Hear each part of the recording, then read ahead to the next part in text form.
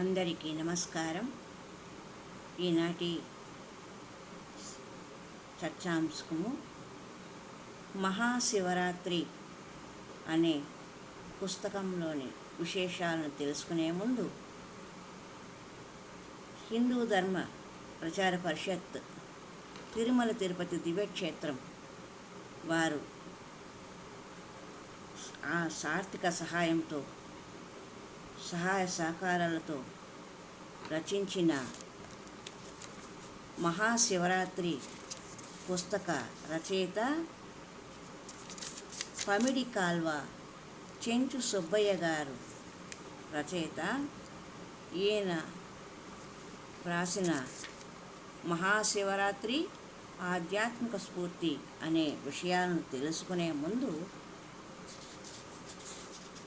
మహాశివుడైన ఇవాళ సోమవారం కాబట్టి ఆషాఢమాస సోమవారం కాబట్టి విశేషాలు మహాశివుడిని ప్రార్థించుకుందాం. తిరుపతి తిరుమల దివ్యక్షేత్రాలు హరిహర వేదతత్వాన్ని నిరూపిస్తూ ఉన్నాయి.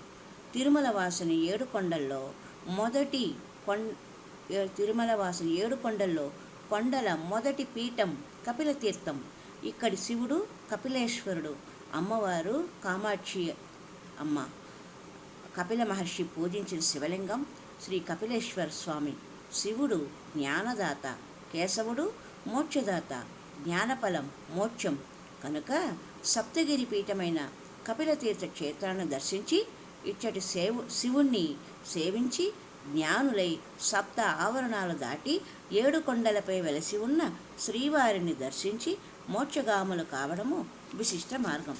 ఇందుకే కొండ కింద జ్ఞానదాత, కొండపైన మోక్షదాత, ఉభయఫల ప్రదాతలై శివకేశవులు కొలువై భక్తులను ఉద్ధరిస్తూ ఉన్నారు. మహాశివరాత్రి శివభక్తులకు మహావిశిష్ట పర్వదినం.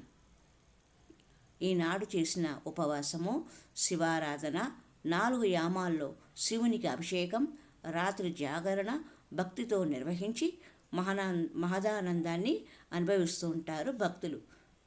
మహాశివరాత్రిని గుర్చిన కథా విశేషాలు ఎన్నో వస్తున్నాయి, మనం తెలుసుకుంటూనే ఉన్నాం. కానీ కొన్ని విషయాలను మాత్రము ఇవాళ తెలుసుకునే ప్రయత్నం చేద్దాం. ఓం నమః శివాయ, ఓం నమః శివాయ, ఓం నమః శివాయ. హరహర పార్వతీపతయే శంభో శంకర. ఓం నమః శివాయ. మనసారా శివుని ప్రార్థన చేసుకుందాం. ఓం నమః శివాయ.